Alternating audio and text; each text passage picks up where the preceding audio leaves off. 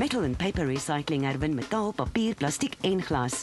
Metal and Paper Recycling glo mense wat saam staan kan die natuur red. Batterye, aluminium blikkies, karton, glas, elektroniese toerusting, lood, tydskrifte, koerante, olie, plastieksakke, skryf- en kopieerpapier kan alles herwin word.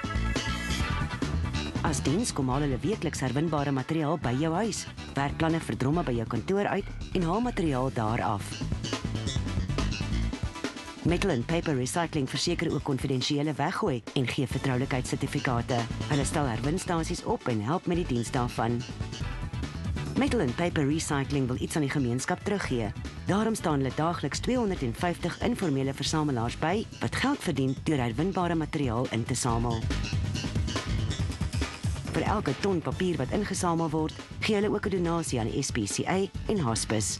Metal and Paper Recycling help jou om groen te gaan.